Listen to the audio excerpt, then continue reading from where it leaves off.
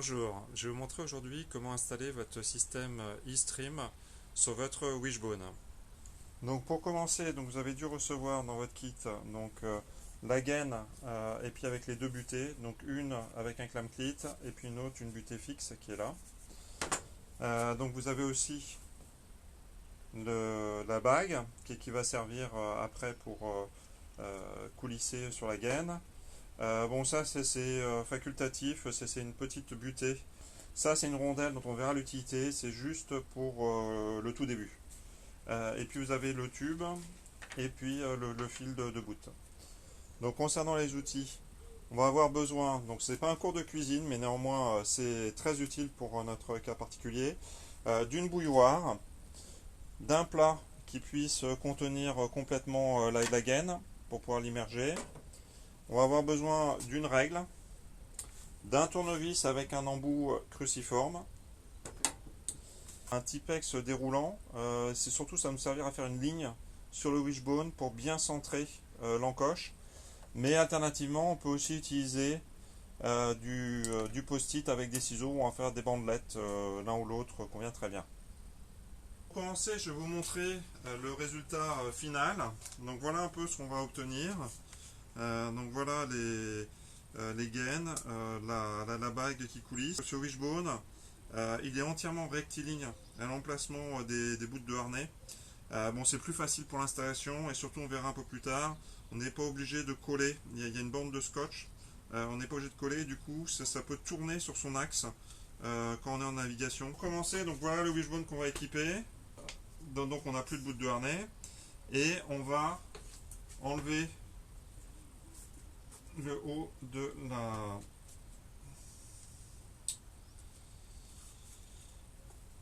la partie vario. Donc on enlève les clips, donc les push pins. Donc on va voir, il va falloir, là sur ce modèle là, on verra, il faut les enlever complètement.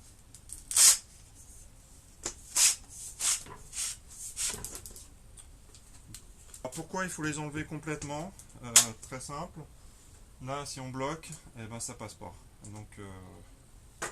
Donc là pour les enlever complètement, il faut un petit peu, ça peut être utiliser le tournevis.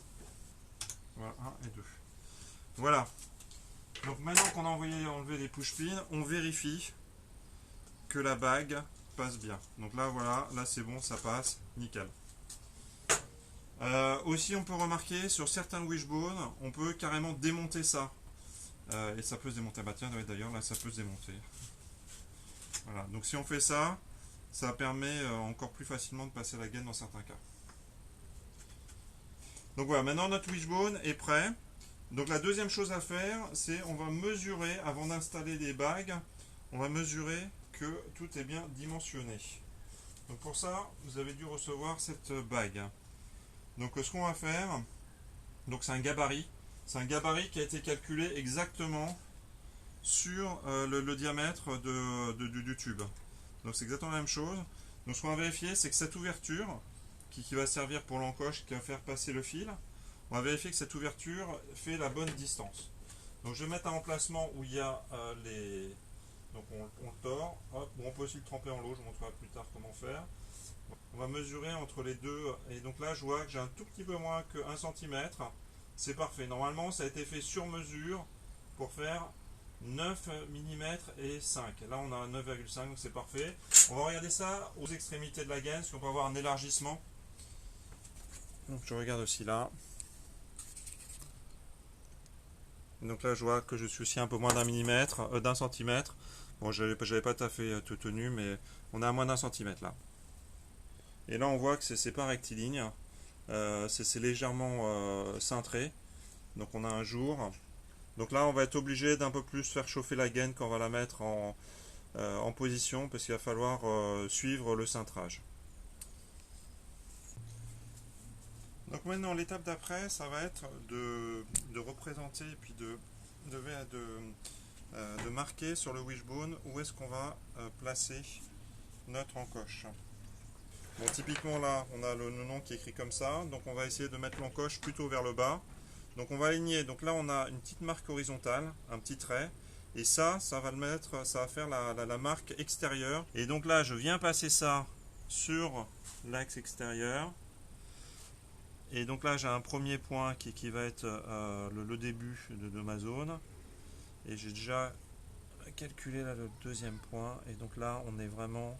on va vérifier, donc ça fait à peu près 23 cm la gaine. Donc on va vérifier qu'on a bien, voilà, 23 cm.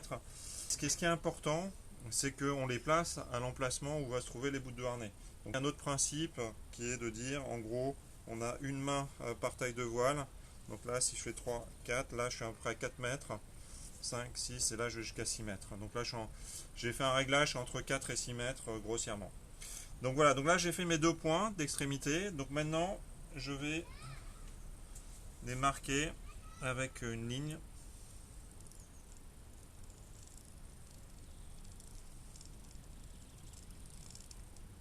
On va commencer par mettre la butée avant.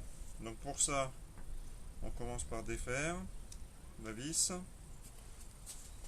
Donc voilà, la bouilloire est chaude, a de l'eau chaude. Donc on va utiliser notre récipient. Surtout chauffer la partie la plus fine de la butée et elle va s'ouvrir comme un coquillage.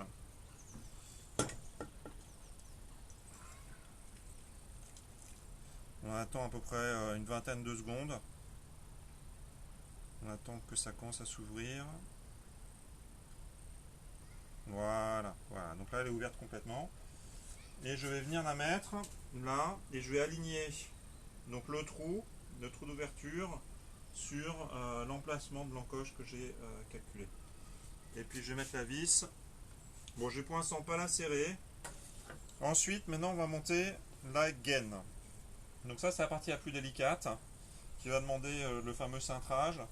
À noter que si le wishbone n'est pas cintré au niveau des bouts, on n'est pas obligé, donc comme j'ai expliqué, là on a un scotch à l'intérieur. À la limite vous laissez la partie rose, c'est pas la peine de l'enlever et on va pas coller. Par contre là si c'est cintré, il vaut mieux le coller parce qu'autrement il y aura trop d'efforts et ça risque de casser la gaine quand on est sous contrainte. Donc là on commence par enlever le scotch un côté,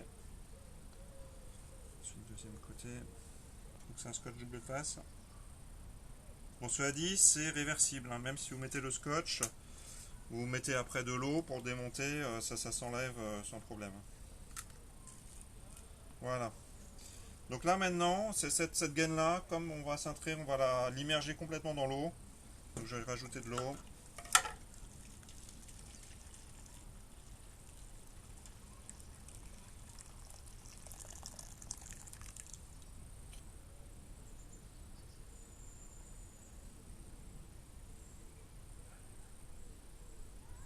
Voilà. Alors c'est un peu chaud.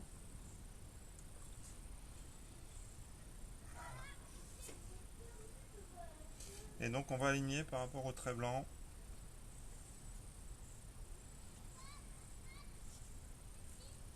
Donc on serre fort.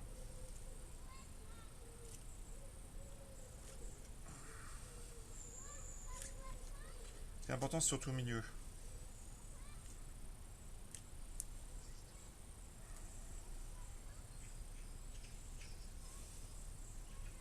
Voilà.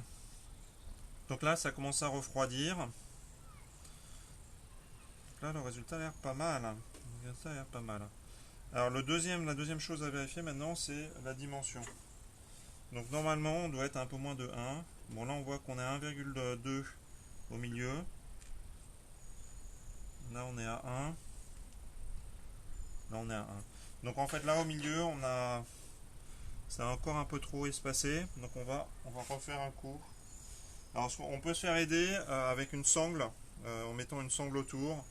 Bon, là, comme on est assez proche du résultat, je vais faire sans sangle. Donc je rajoute mon eau bouillante. Et je reforme. Bien, cette fois-ci, je serre au milieu.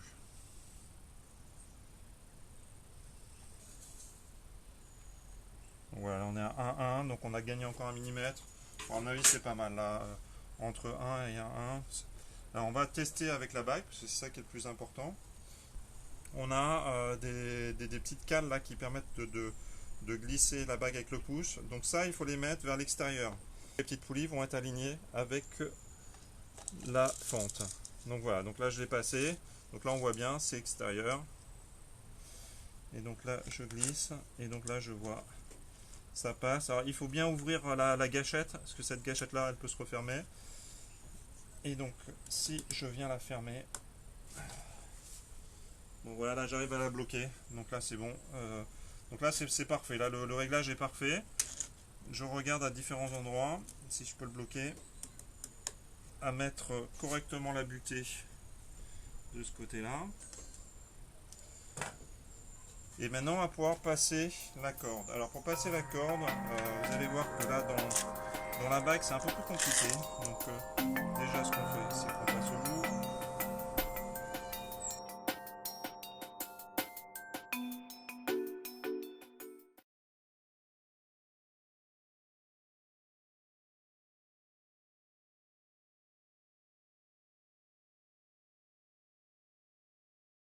Voilà, et elle ressort. Voilà. Donc là maintenant je vais pouvoir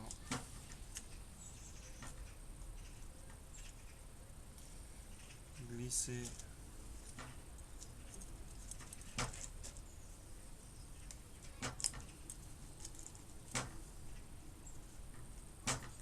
voilà. Donc voilà, là maintenant je suis prêt pour installer la dernière butée qui est là.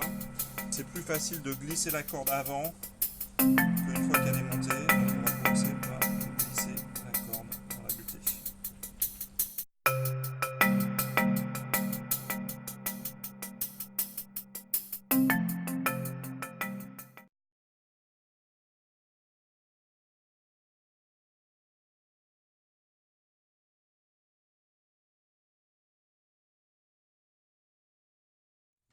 Voilà, donc on a la corde qui est montée sur la butée. Et donc maintenant on va pouvoir tremper la butée dans l'eau chaude pour la former. Je remplis d'eau chaude. C'est vraiment un cours de cuisine que je fais aujourd'hui entre tous mes instruments culinaires. Voilà, donc là je le fais tremper comme ça. Donc je vais tremper uniquement la partie la plus fine, ça suffit, ça va s'ouvrir comme un coquillage. Voilà, voilà, ça s'ouvre. Et voilà, et donc là je peux le mettre autour. Et donc là je vais mettre la sortie du Kramkrit dans l'axe de ma butée. Voilà.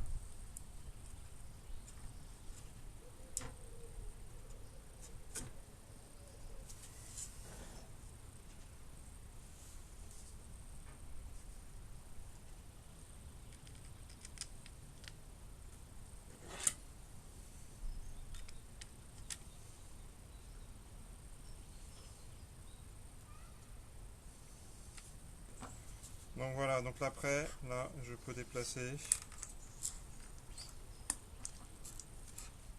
Donc quand on a accroché au harnais, il n'y a pas de risque de se coincer les doigts avec la corde, parce qu'elle est dans son logement. Et donc après on bloque. Et donc là, elle ne bouge plus en latéral. Donc voilà, donc maintenant le système est entièrement monté. Il ne reste plus qu'à réinstaller le bas du wishbone. Moi je vous conseille aussi de glisser vos bouts de harnais pour les mettre au bout du wishbone ici, de manière à ce que on ne sait jamais hein, s'il y a un problème avec le système EasyTrim, que vous ayez un système de secours pour revenir à la plage. À la fin, on peut rajouter cette petite boule, vous la passez et derrière vous faites aussi un nœud pour la tenir. Et donc ça va permettre d'avoir une meilleure préhension pour pouvoir régler la longueur de bout de navigation. Voilà, et ben je compte sur vous maintenant pour en faire l'usage et puis en parler autour de vous, prendre des photos et puis partager vos expériences sur le groupe de test Facebook. À très bientôt.